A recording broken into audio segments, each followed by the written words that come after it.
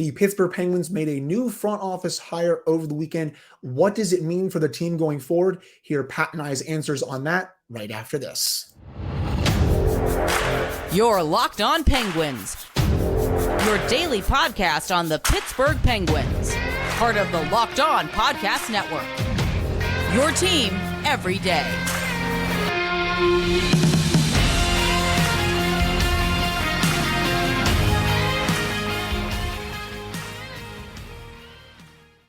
Hello and welcome back to another episode of the Locked On Penguins podcast. I am one of your hosts, Hunter Hodes. That is Patrick Amp, the newest co-host of the show. He made his debut on Friday. You can follow me on Twitter at Hunter Hodes. You can follow the show's Twitter at LO_Penguins. And you can follow Pat's Twitter at Synonym for Wet. So over the weekend, Pat, well, I haven't been on social media too much recently. I've been kind of just taking a little bit of a break. It's the dog days of summer. And there's really not much going on, but Penguins did make a new front office hire. It was first noticed by CK 404 response code of Penguins Twitter. Really good person for Penguins content on there. It was later confirmed by Seth Rohrbaugh of the Trib and then Taylor Haas of DK Pittsburgh Sports.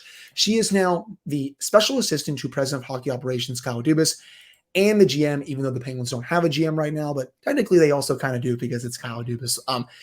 The role that Amanda has is the same role that Jason Spezza had under Dubas in Toronto. And before she had this role, she was a member of the Penguins executive management program for a year. She was working alongside executives within the Penguins partnership, communication and broadcast departments, and hockey operations. And it seems like Kyle Dubas liked her enough to give her a full-time position. And this just goes to show, I think, Pat, that Dubas really wants to build out a very diverse hockey operations department, and he sees Kessel as a big part of the future of this franchise and someone who I think could be an assistant general manager really soon in the NHL and potentially a GM later down the line. Yeah, this kind of feels like the natural next step for what she was doing the past year, because if you recall that management training program that she was a part of, like you said, she went to basically every department in the organization for a period of time to kind of get a feel of what happens in each department. And you got to figure, she already does the Keller and Kess podcast, which is a very good listen, great insights into women's hockey. If you got the time to listen to that, it's very worth your time. And, she's been a Olympian. She's been a college superstar, and she's very involved with the PHWPA, and this kind of feels like, like I said, the natural next step. She's going to probably want to go into some sort of managerial role in a front office and hockey operations because, I always think of the tweet, everyday life. Oh, I'm 31 years old. I've got my whole life in front of me. Sports broadcaster. Here they come. 33 years old. The oldest player in the league. A miracle. And Amanda Kessel's 31. She's one of the older players on that Olympic team for Team USA, and the younger generation is really starting to come out of college and make their mark on that roster. So, this is the next step for her. And I think it's going to be similar to what Jason Spezza did in Toronto. She's going to be there for all the big decisions. She's going to have a say. And maybe it's not in Pittsburgh, maybe it's somewhere else, but this feels like putting her on track to become an assistant GM or a GM in the NHL. I would agree with that. And I do agree as well, Pat, that she is going to be involved in every decision that Kyle Dubas makes for the roster and just everything, I think, in general with the organization. I'm super happy about this move. And the one part, about the title that I think we can dive into as well, special assistant to President of Hockey Operations and the GM.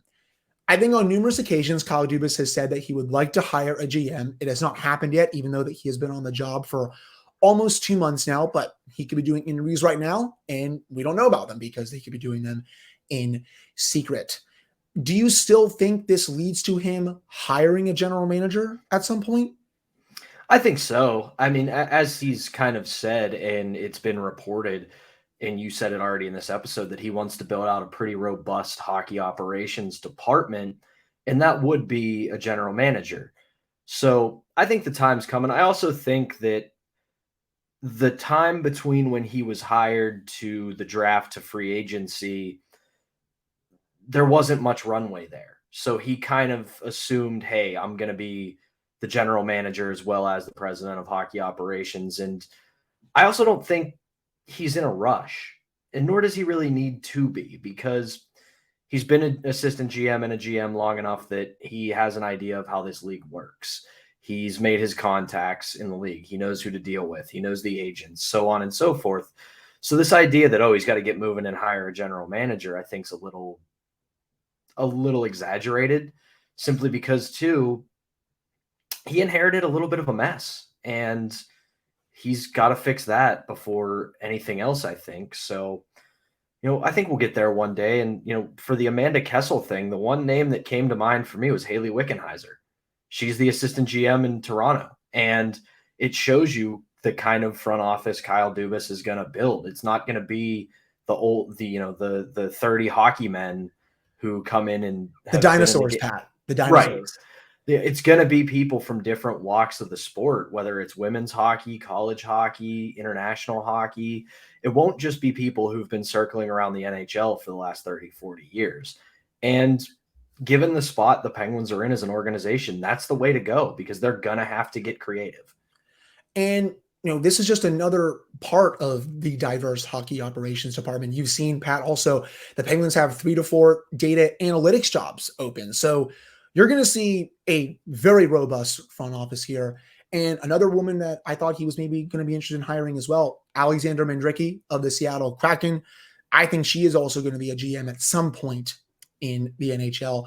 Going back to Kessel for just a second, though, Pat, I know she's going to be involved in everything when it comes to the hockey operations decisions.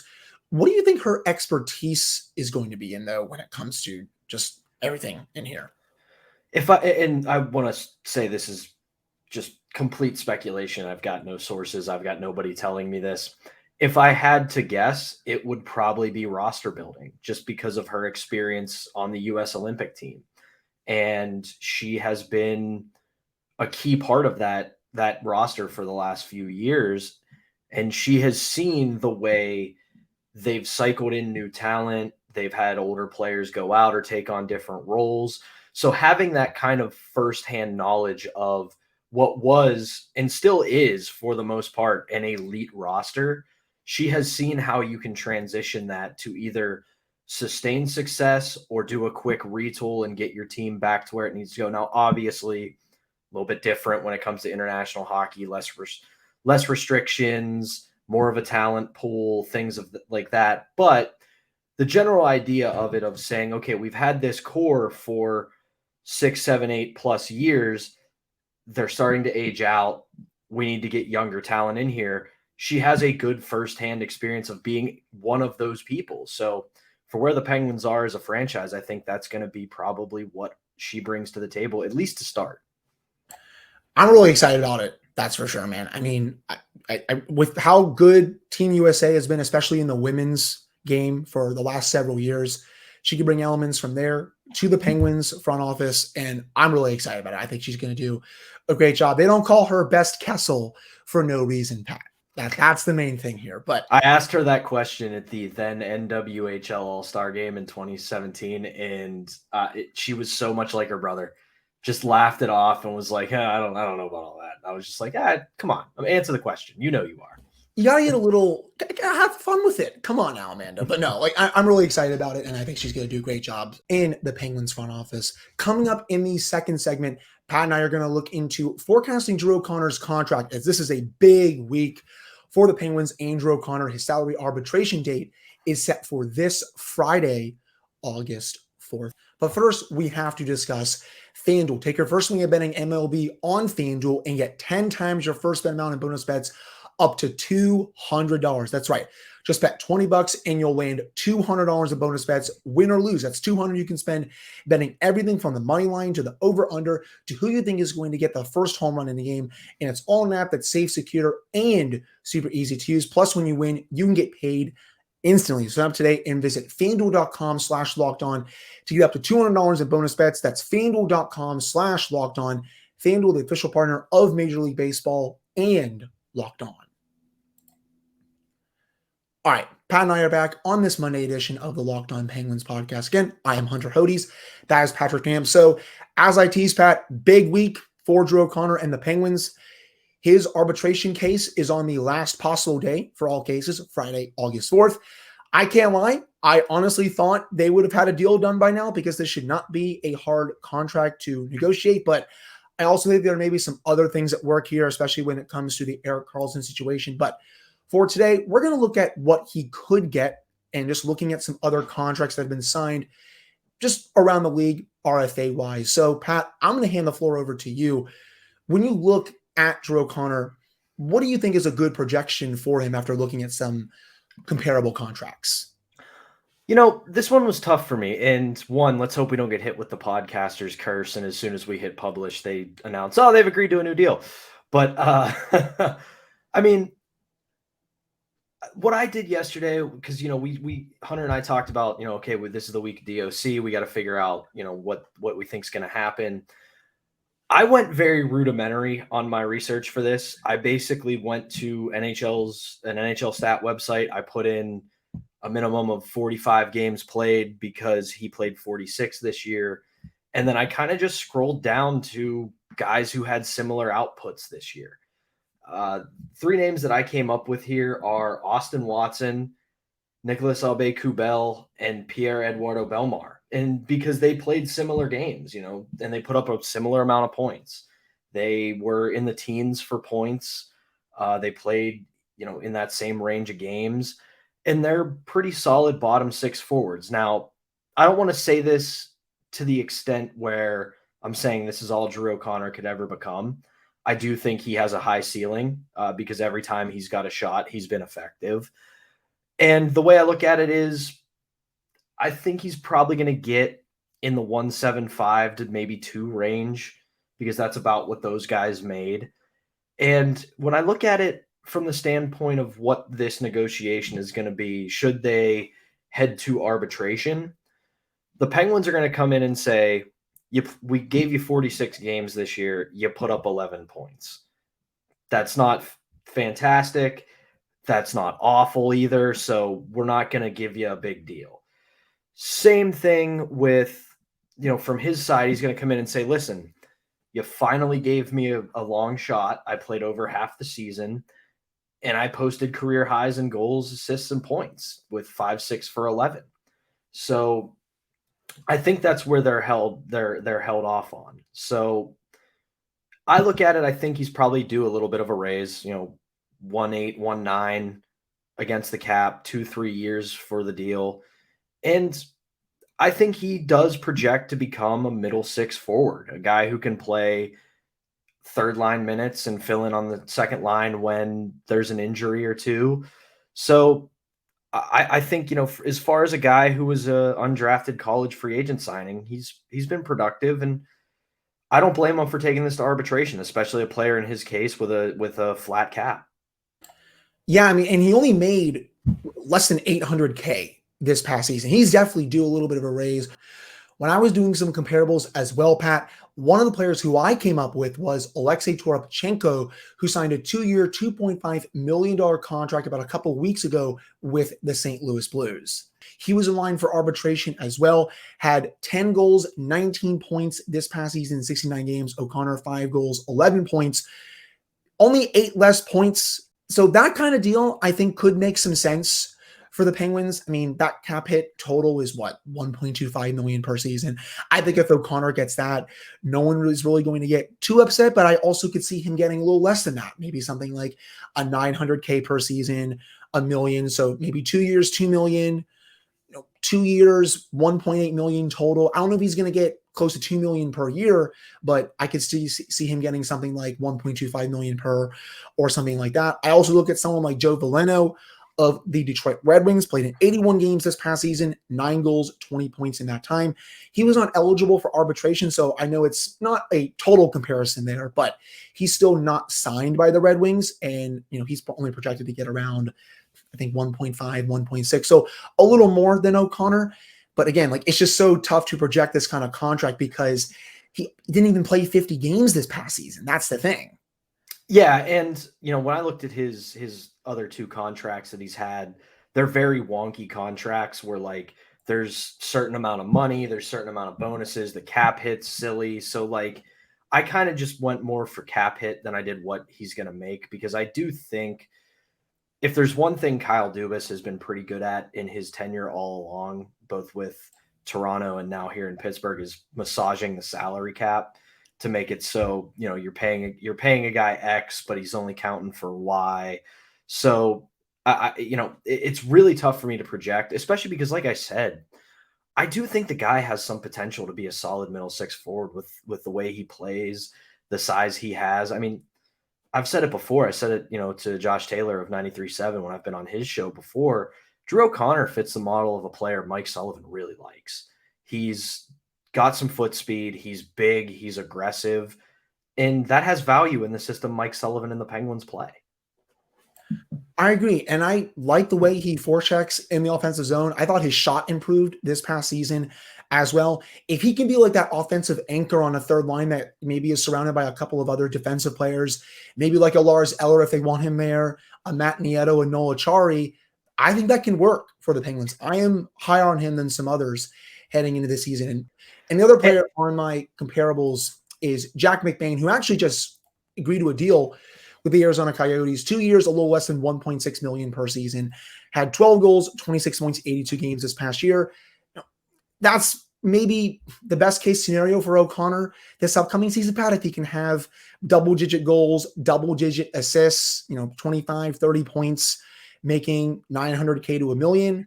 If he can sign a deal in that range and also have that kind of production, I would be thrilled with that, to be honest. But that's just the other comparable that I had. Yeah, and that's kind of where I was going with that. This in general was, we don't need DOC to become an offensive juggernaut. Be awesome if he did, but 10, 15 goals, 15, 20 assists, 35, 30 points, be a defensively accountable player in the offensive zone and in all three zones. I mean, and then just don't get caved in defensively. We don't need you to be an offensive juggernaut. When you're out there, be out there to make sure that you're not making all of the burden fall upon the top six, which was the Penguins' biggest issue last year. The bottom six in general was just flat out awful. I mean, they couldn't score. And worst of all, Pat, they could not prevent the puck from going in the back of their own net, -22 at 5-on-5 when the top two lines are not on the ice. I understand the plan this year, of course. Get better defensively in your bottom six. Let the top six go to work. It's still risky, but hey, at least there's an actual plan in place for the bottom six. And I'm just hoping that O'Connor can provide at least a semblance of offense down there. Yeah, and I know he's become a public enemy for a lot of Penguins Twitter, but Jeff Carter was the most consistent scorer in that bottom six last year. That's sad. And here's the thing. I'm not as down on Jeff Carter as a lot of other people. I do think if you move him to a wing and just let him focus mainly on offense, you're going to have a nice little scoring threat in your bottom six. But if he's playing third line center, then that's the biggest issue, because he's the point of which he's in his career, he's not a center anymore. And I don't mean that in a negative way. Just play wing and use the shot that you have to score some goals. I mean, if he can still score you 10, 12, 13 goals next year, that's fine. I mean, I don't expect him to come out of the lineup. That's the thing, Pat. I mean, all these people out here are just expecting him to be off the team in some capacity or a healthy scratch every game. That's not going to happen, people. That's not a reality. I mean, unless you can convince him to retire, but that's not going to happen either. Well, and that's the other thing is because of the age contract he has, it doesn't matter if he retires, gets traded, gets scratched, they're still paying him. So if you can talk to Jeff Carter this offseason and say, listen, you're playing right wing, you're going to be on the third line. Some nights you might be on the fourth, and we're not going to play you all 82. We're going to play you 55 to 60. You're going to get a couple nights off here and there. And what we're going to want for you is to produce in the playoffs. Because one thing people forget, the two playoffs, Jeff Carter's been a Penguin. He's been pretty good. Yeah. I mean, the Rangers series, he was not bad, except when Mike Sullivan put him up there at the top line center spot for some very odd reason when they had Evgeni Malkin healthy. That was right after Jacob Trouba concussed Sidney Crosby in Game 5, which is obviously very unfortunate. And then he was also very good during the Islanders series. I don't think he's going to be that good if the Penguins make the playoffs this upcoming season, but at least he can maybe give you a couple of goals in the playoffs when maybe the top six is down a little bit. But that will wrap up this second segment. Coming up to end the show, It is someone's very special birthday on Monday. Evgeni Malkin has turned 37. Pat and I are going to discuss that right after this. All right, we're back here in this episode of the Locked On Penguins podcast. I am your host, Hunter Hodes. You want to follow me on Twitter at Hunter Hodes. Follow the show's Twitter at North Penguins. And of course, thank you all so much for making this your first listen / watch of the day.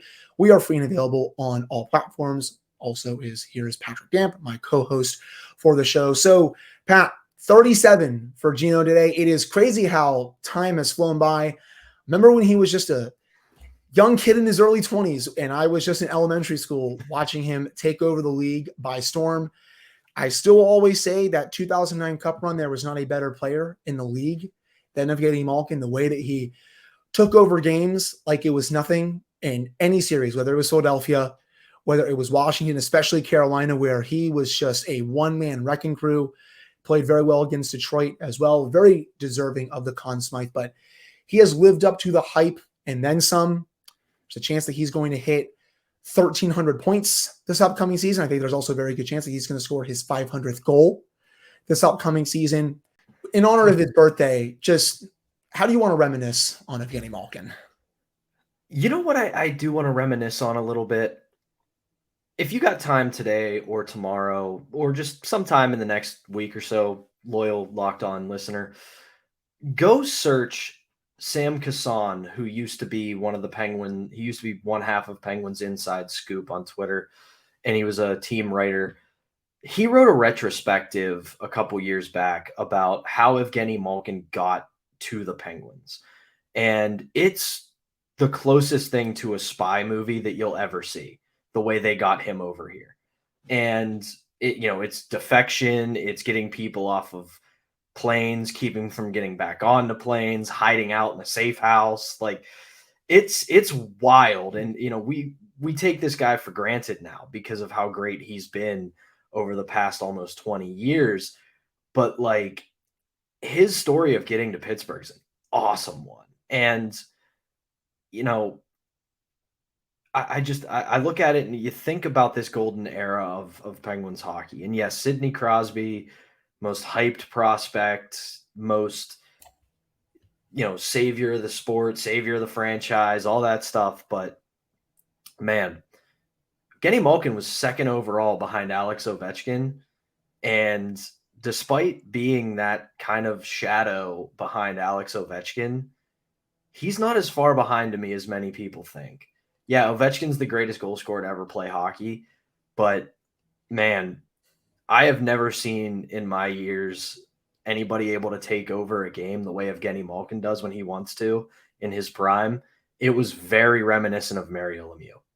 I think you hit the nail on the head there, Pat. And another season I really want to highlight for Gino is the 2011-2012 season when Crosby was out for a long time with a concussion and he scored 50, won the Art Ross, won the Hart, and carried the Penguins into the playoffs.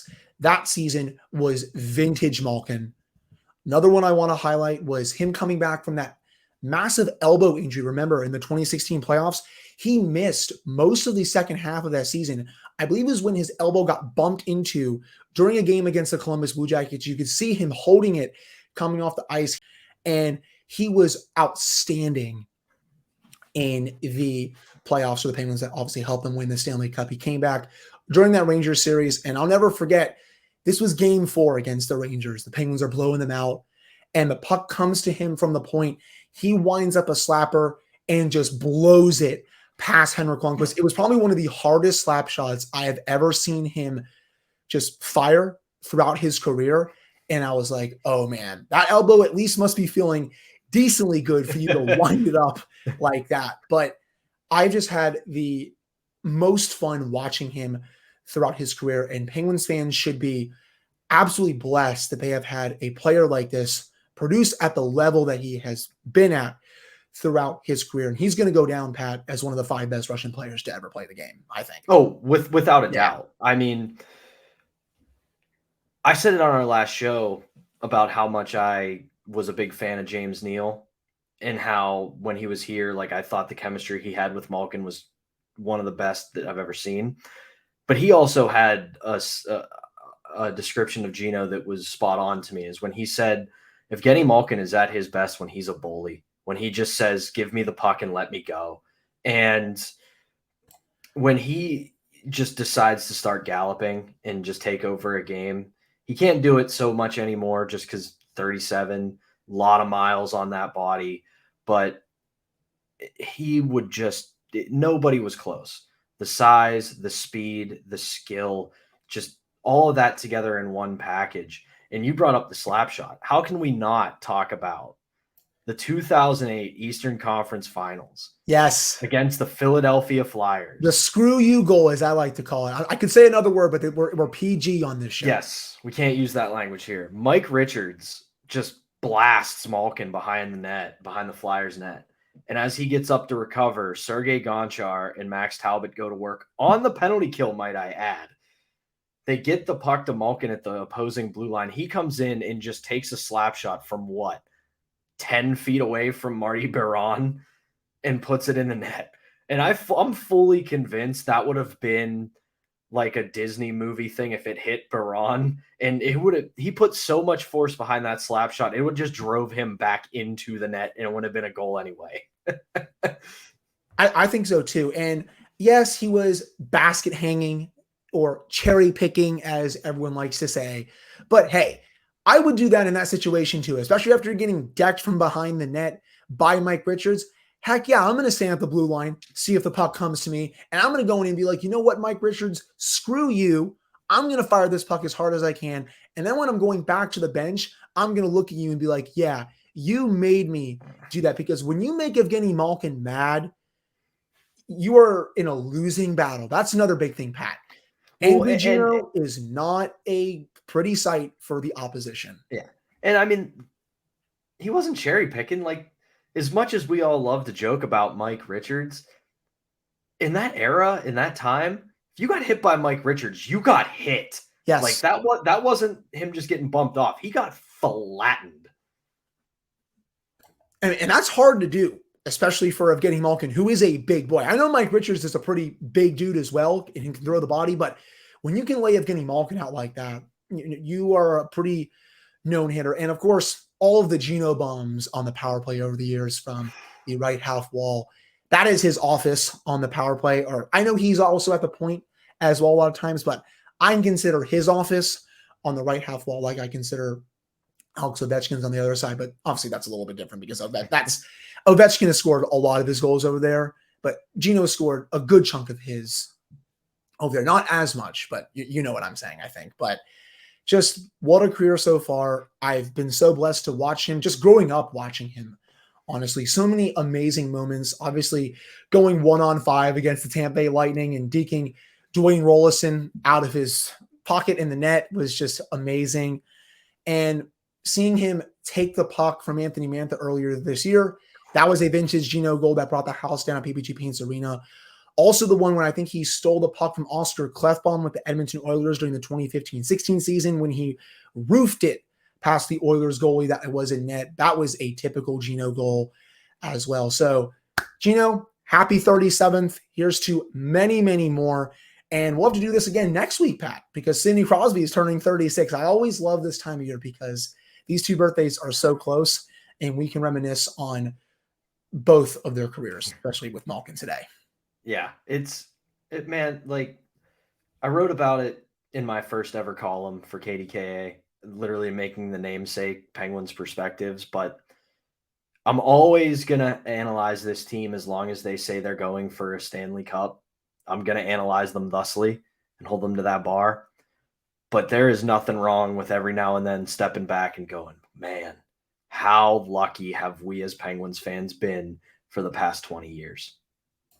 Longer than that, to be honest. Going back to even the Mario and Yager days, yep. The team was insanely good then. And just to end the show, it's been 18 years officially now since Sidney Crosby was drafted by the Penguins. That anniversary was on Sunday. So I wanted to end the show on that note. But again, thank you all so much for making this your first listen/watch of the day. Pat and I will be back with another episode either late Tuesday night or on Wednesday. We have something coming up with John Scheck of Locked On New York Rangers. So look for that really soon. But again, thank you all so much for tuning in to this episode, and we will talk with you all soon.